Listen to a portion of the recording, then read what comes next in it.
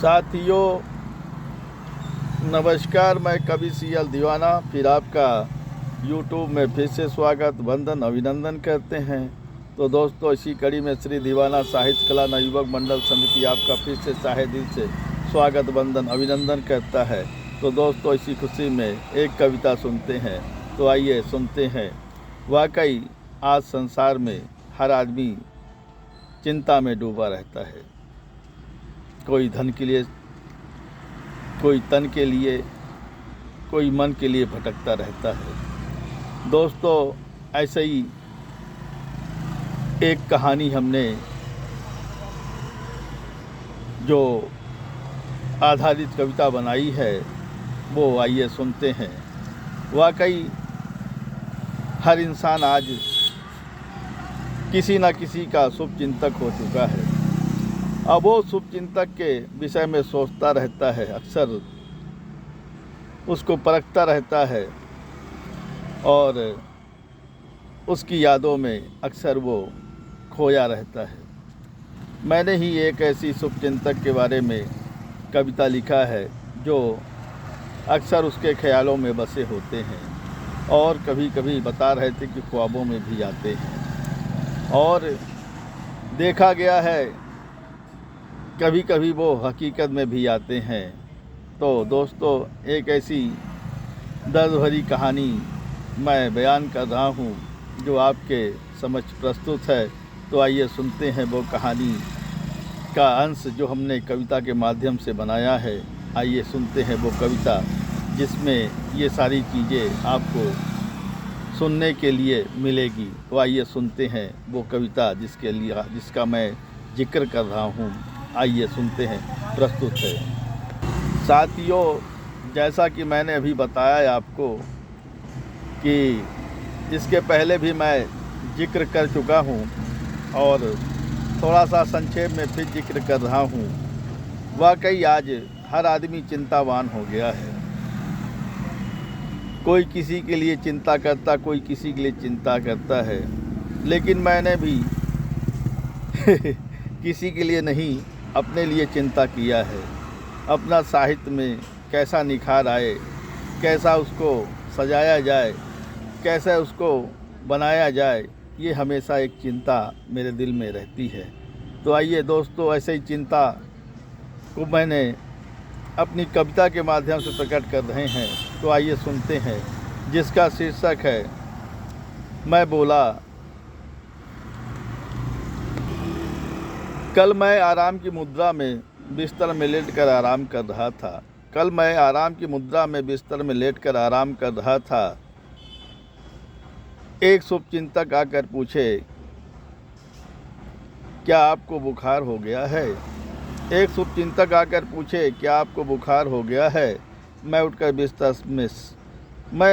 बिस्तर में बैठ गया। पहले हाथ मिलाया, फिर गले लगाया, फिर बोला मैं आराम कर रहा था। फिर उन्हें पास में बिठाया, हाल समाचार पूछा। फिर मैंने 2 कप चाय लाने को कहा। मेरे मित्र वर पूछा, कुछ गम है आपको जो मुझसे छुपा रहे हैं? मित्रवर ने पूछा, कुछ गम है जो आप मुझसे छुपा रहे हैं? मैं बोला, गम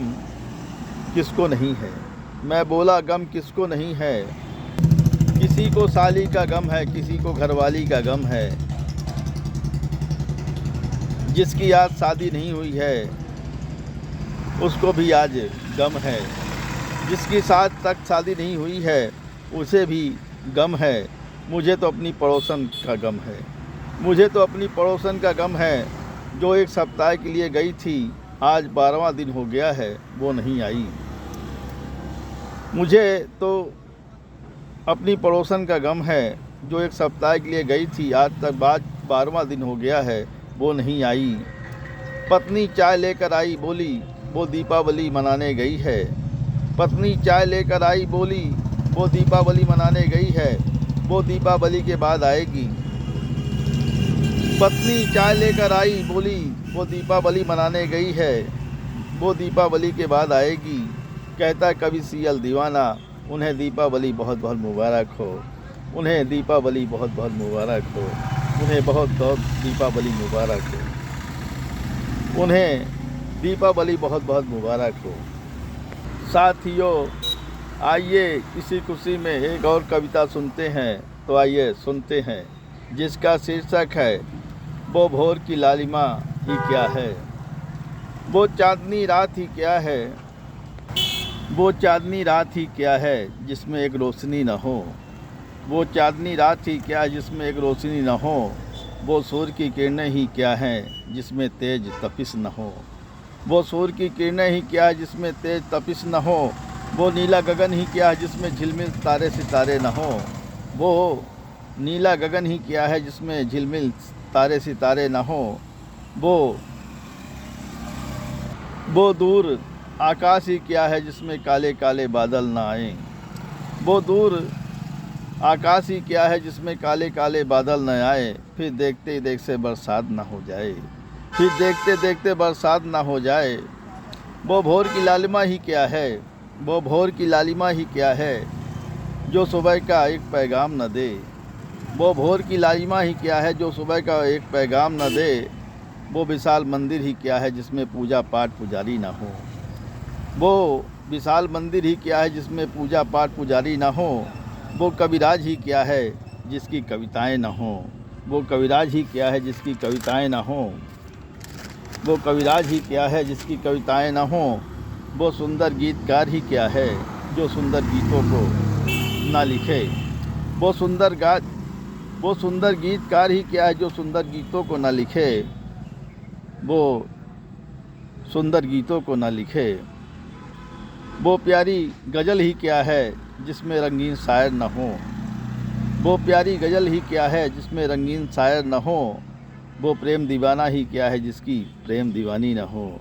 वो प्रेम दीवाना ही क्या है जिसकी प्रेम दीवानी न हो, जिसकी प्रेम दीवानी न हो, जिसकी प्रेम दीवानी न हो।